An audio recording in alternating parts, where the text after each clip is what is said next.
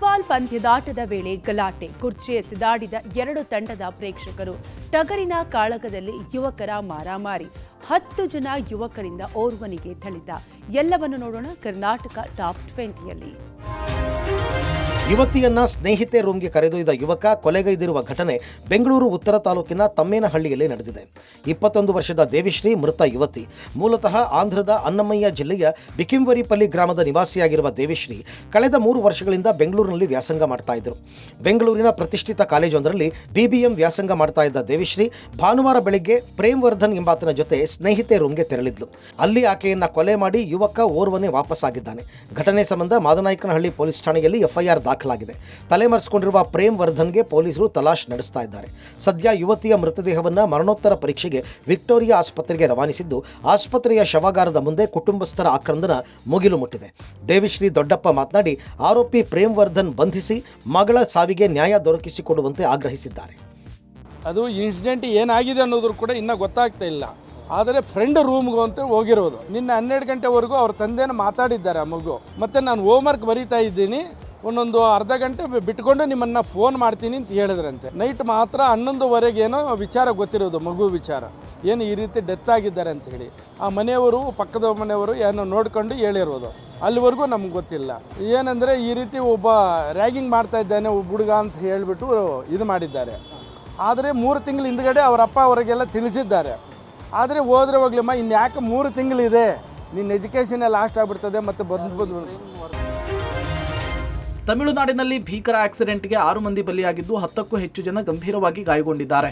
2 ಖಾಸಗಿ ಬಸ್ಗಳ ನಡುವೆ ಮುಖಾಮುಖಿ ಡಿಕ್ಕಿ ಸಂಭವಿಸಿದ ಪರಿಣಾಮ 6 ಮಂದಿ ದುರ್ಮರಣಕ್ಕೀಡಾಗಿದ್ದಾರೆ. ತಮಿಳುನಾಡಿನ ತೆಂಕಾಸಿ ಜಿಲ್ಲೆಯ ಇಡಕಲ್ ಬಳಿ ಘಟನೆ ನಡೆದಿದೆ. ಸದ್ಯ ಗಾಯಾಳುಗಳನ್ನು ರಕ್ಷಿಸಿ ಆಸ್ಪತ್ರೆಗೆ ಶಿಫ್ಟ್ ಮಾಡಲಾಗಿದೆ.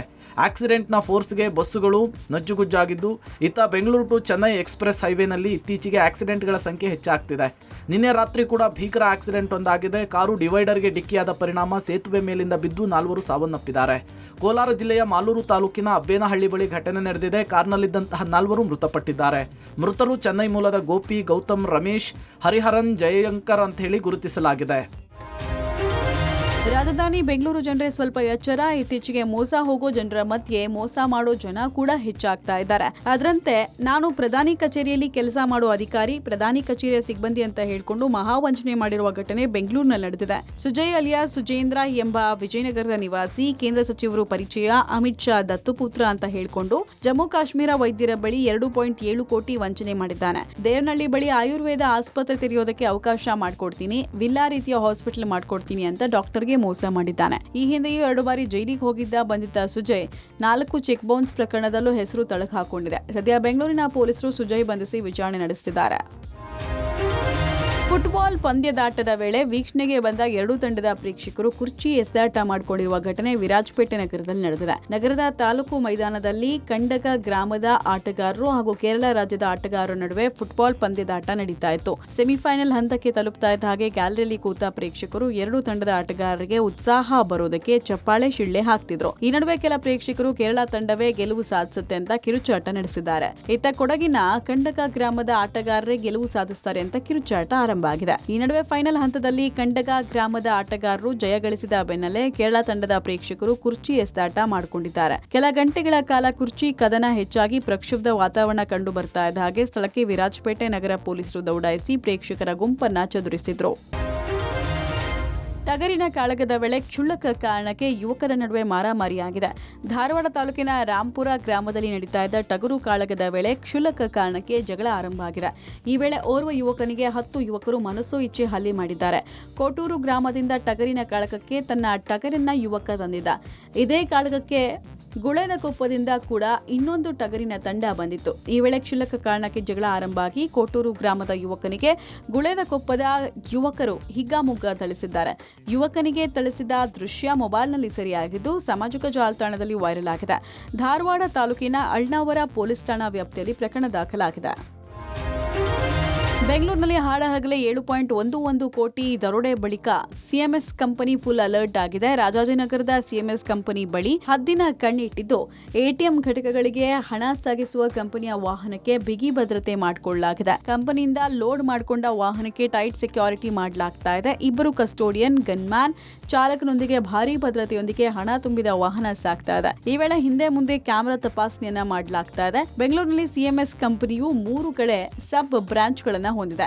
ಎಲ್ಲೆಡೆಯೂ ಟೈಟ್ ಸೆಕ್ಯೂರಿಟಿ ಮಾಡಿಕೊಂಡಿದೆ. ಅದ್ಯಾಗೂ ಕೆಲ ಕಡೆ ನಿರ್ಲಕ್ಷ್ಯ ವಹಿಸಿದೆ ಎಂಬ ಆರೋಪ ಇದೆ. ಕೆಲವು ಕಡೆ ಗನ್ಮ್ಯಾನ್ ಇರೋದಿಲ್ಲ, ಇನ್ನು ಕೆಲವು ಕಡೆ ಕಸ್ಟೋಡಿಯನ್ ಇರೋದಿಲ್ಲ. ಹೀಗಿದ್ದು ಹಣ ಸಾಗಿಸಲಾಗ್ತಾ ಇದೆ ಅಂತ ಕಂಪನಿಯ ಸಿಬ್ಬಂದಿಗಳೇ ಆರೋಪಿಸುತ್ತಿದ್ದಾರೆ. 7 ಕೋಟಿ ದರೋಡೆಯ ಬಳಿಕ ಹಣ ಸಾಗಾಟ ಮಾಡುವ ವಾಹನದ ಸಿಬ್ಬಂದಿಗಳು ಇದೀಗ ಮೈಯೆಲ್ಲ ಕಣ್ಣಾಗಿಸಿಕೊಂಡು ಕೆಲಸ ಮಾಡ್ತಿದ್ದಾರೆ.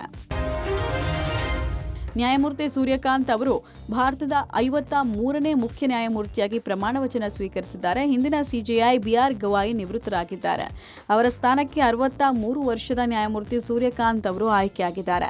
ರಾಷ್ಟ್ರಪತಿ ಭವನದಲ್ಲಿ ನಡೆದ ಕಾರ್ಯಕ್ರಮದಲ್ಲಿ ರಾಷ್ಟ್ರಪತಿ ದ್ರೌಪದಿ ಮುರ್ಮು ನೂತನ ಸಿಜೆಐಗೆ ಪ್ರಮಾಣ ವಚನ ಬೋಧಿಸಿದರು. 1962ರ ಫೆಬ್ರವರಿ 10ನೇ ತಾರೀಕು ಜನಿಸಿದ ಹರಿಯಾಣ ಮೂಲದ ನ್ಯಾಯಮೂರ್ತಿ ಸೂರ್ಯಕಾಂತ್ 1984ರಲ್ಲಿ ಕಾನೂನು ವೃತ್ತಿ ಆರಂಭಿಸಿದರು. 2000ನೇ ಇಸ್ವಿನಲ್ಲಿ ಅವರು ಹರಿಯಾಣದ ಅತಿ ಕಿರಿಯ ಅಡ್ವೊಕೇಟ್ ಜನರಲ್ ಅನ್ನುವ ದಾಖಲೆಯನ್ನು ನಿರ್ಮಿಸಿದರು. 2001ರಲ್ಲಿ ಹಿರಿಯ ಅಡ್ವೊಕೇಟ್ ಆದರು. 2004ರಲ್ಲಿ ಪಂಜಾಬ್ ಮತ್ತು ಹರಿಯಾಣ ಹೈಕೋರ್ಟ್ನ ಜಡ್ಜ್ ಆಗಿ ಬಡ್ತಿ ಪಡೆದರು. ನಂತರ ಹಿಮಾಚಲ ಪ್ರದೇಶ ಹೈಕೋರ್ಟ್ನ ಮುಖ್ಯ ನ್ಯಾಯಾಧೀಶರಾದರು. ಅದಾದ ಬಳಿಕ 2019ರಲ್ಲಿ ಸುಪ್ರೀಂ ಕೋರ್ಟ್ಗೆ ನ್ಯಾಯಮೂರ್ತಿಯಾಗಿ ಆಯ್ಕೆಯಾದರು.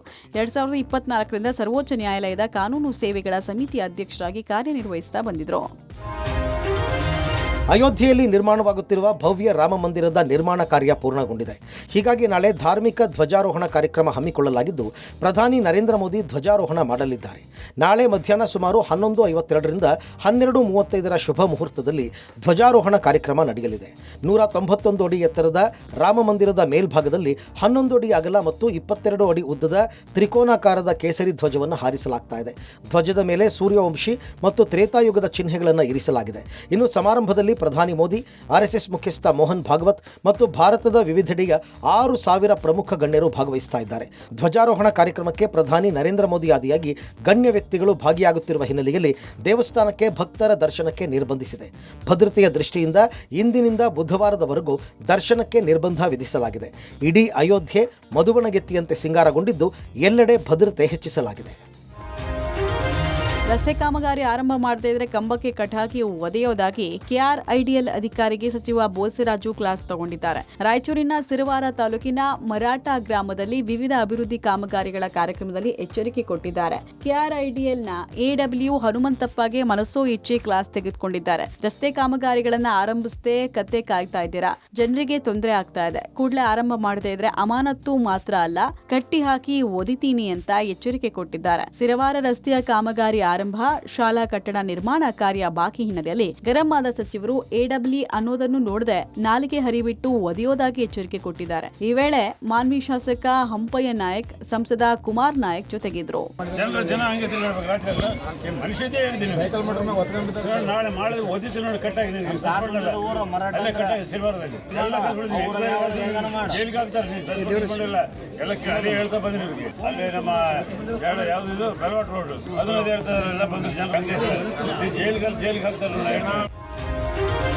ರಾಷ್ಟ್ರ ರಾಜಧಾನಿ ದಿನೇ ದಿನೇ ಗ್ಯಾಸ್ ಚೇಂಬರ್ ಆಗಿ ಬದಲಾಗ್ತಾ ಇದೆ. ದೆಹಲಿಯಲ್ಲಿ ಉಸಿರಾಡುವ ಗಾಳಿ ಜೀವಕ್ಕೆ ಕಂಟಕ ತಂದಿದೆ. ಹೀಗಾಗಿ ವಾಯು ಮಾಲಿನ್ಯದಿಂದ ತೀವ್ರ ಅಸಮಾಧಾನಗೊಂಡ ದೆಹಲಿ ಜನತೆ ಇಂಡಿಯಾ ಗೇಟ್ ಬಳಿ ನಡೆಸ್ತಾ ಇದ್ದ ಪ್ರೊಟೆಸ್ಟ್ ಹಿಂಸಾಚಾರಕ್ಕೆ ತಿರುಗಿದೆ. ನಿನ್ನೆ ಇಂಡಿಯಾ ಗೇಟ್ ಬಳಿ ನಡೆಸ್ತಾ ಇದ್ದ ಪ್ರೊಟೆಸ್ಟ್ ವೇಳೆ ಪೊಲೀಸರ ಮೇಲೆ ಪೆಪ್ಪರ್ ಸ್ಪ್ರೇ ಸಿಂಪಡಿಸಿದ ಕಾರಣ 15 ಮಂದಿ ಪ್ರತಿಭಟನಾಕಾರರನ್ನ ಪೊಲೀಸರು ಬಂಧಿಸಿದ್ದಾರೆ. ರಸ್ತೆಯಲ್ಲಿ ಪ್ರೊಟೆಸ್ಟ್ ಮಾಡ್ತಾ ಇದ್ದ ವೇಳೆ ಆಂಬುಲೆನ್ಸ್ ಹಾಗೂ ವೈದ್ಯಕೀಯ ಸೇವೆಗಳಿಗೆ ಅಡೆತಡೆ ಉಂಟಾಗುತ್ತೆ ಅಂತ ಹೇಳಿ ಪೊಲೀಸರು ಆರೋಪಿಸಿದ್ದಾರೆ. ಈ ವೇಳೆ ಕೆಲವು ಪ್ರತಿಭಟನಾಕಾರರು ಕರ್ತವ್ಯ ನಿರತ ಪೊಲೀಸರ ಮೇಲೆ ಪೆಪ್ಪರ್ ಸ್ಪ್ರೇ ಉಪಯೋಗಿಸಿದ್ದಾರೆ ಅಂತ ಹೇಳಿ ಆರೋಪಿಸಿ ಬಂಧಿಸಲಾಗಿದೆ. ಇನ್ನು ದೆಹಲಿಯಲ್ಲಿ ದಿನದಿಂದ ದಿನಕ್ಕೆ ಗಾಳಿಯ ಗುಣಮಟ್ಟ ತೀರಾ ಅಪಾಯಕ್ಕೆ ತಲುಪ್ತಾ ಇದೆ. ಇದು ತೀರಾ ಗಂಭೀರ ವಿಷಯ. ಇದರಿಂದ ಸಾರ್ವಜನಿಕರ ಆರೋಗ್ಯ ಹದಗೆಡಲಿದೆ. ಇದನ್ನ ಪರಿಹರಿಸುವಲ್ಲಿ ಅಧಿಕಾರಿಗಳು ವಿಫಲರಾಗಿದ್ದಾರೆ ಅಂತ ಹೇಳಿ ಪ್ರತಿಭಟನಾಕಾರರು ಕಿಡಿಕಾರಿದ್ದಾರೆ.